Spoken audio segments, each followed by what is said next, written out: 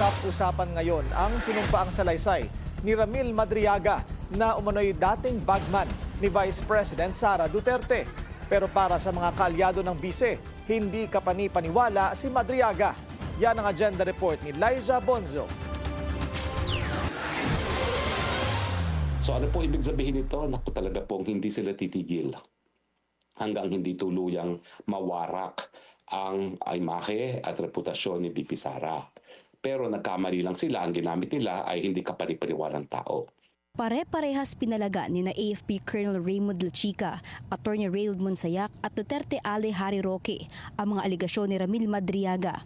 Wala raw silang naging ugnayan o transaksyon kay Madriaga, ang nagpakilala bilang dati umanong bagman ni VP Sara. Sa kanyang sinumpaang salaysay, sinabi ni Madriaga na suportado umano ng mga pugo at drug lords ang political campaign ng bise. Kasalukuyang nakakulong si Madriaga sa Camp Bagong Diwa dahil sa kasong kidnapping at kamakailan ay may dumadalaw raw sa kanya na tauhan umano ng VP dahilan para mapilitan siyang kumanta. Itong impormasyon na siya daw ay ex-aide ni VP Sara ay kasinungalingan po yan.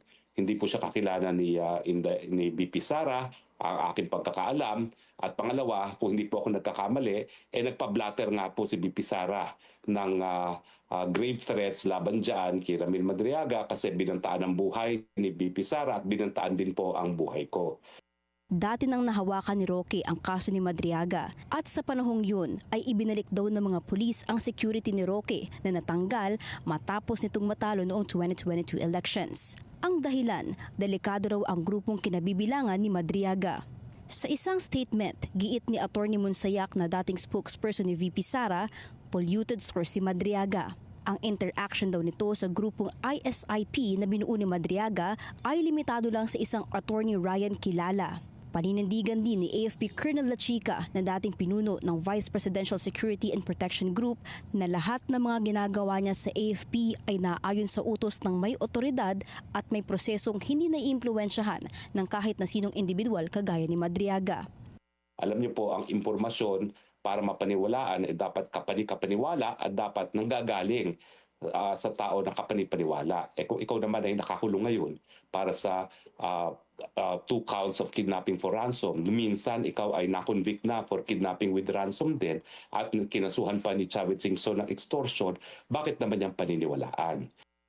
Non-bailable ang kaso ni Madriaga at paniniwala ni Roque isa itong taktika ng kampo nito para ma-reverse o maisiwalang bisa ang unang hatol sa kanya. Ang tanong ni Roque, paano nakapagsumite ng affidavit ang isang taong nasa loob ng kulungan? Napakalakas naman talaga nitong Madriaga na talagang nagpapatawag talaga siya ng mga piskal pa ha.